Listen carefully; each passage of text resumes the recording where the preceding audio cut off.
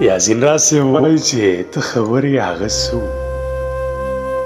ته خبرې هغه څه وو چې له تا به زارېدمه زه له تا قربانېدم ستا ژړا زما ژړا وه ستا خندا زما خندا وه ته مې ژوند ته مې سکون وې ستا په ساه کې زما ساه وه ته خبرې هغه څه وو ته خبرې هغه څه وو چې به ته شولې رایاده شوه دنیا به مې برباده ټول جهان به رانه هېر شو دا خپل ځان به رانه هېر شو ته مې روح وې ته مې ځان وې ته زما د زړه درمان وې ته خبرې هغه څه وو ته خبرې هغه څه وو هغه زیړ مازدیګري کې چې به ته را مخامخ شوې په شته ژبه به ګونګی شوم ټول لفظونه به مې هېر شول ته مغروره به وې ځان ته زه به سوچ کې وم اسمان ته ته خبرې هغه څه وو ته خبرې هغه څه وو دا چې ستا په لیدو جانې زه به زر بې حوصلې شوم که جړی به وه د ژمي زه به ټول خولې خولې شوم رپېدو به ټول وجود مې نه بتلی نه ودرېدی شوم ته خبرې هغه څه وو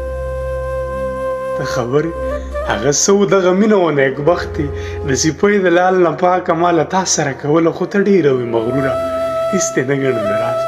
په خپل حسن وې مغروره ته خبرې دغه څه وو ته خبرې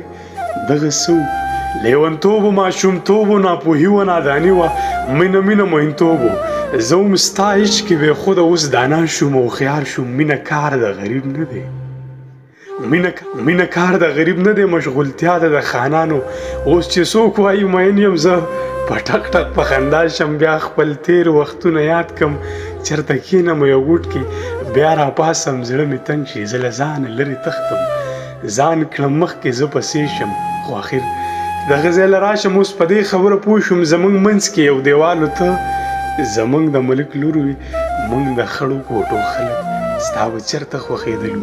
ستاسو کور کې قالینونه موږ په خاورو اوسېدلو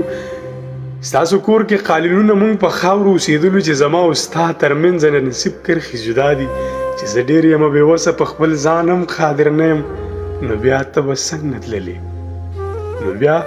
ته به څنګ نه تللې تا به څنګ نه پرېښودمه ته به څنګ ما خپلولې یاسین راز ستا لیونی یم ستا غرور دې ستا نصیب شي زه به تل له ځانه تښتم زه به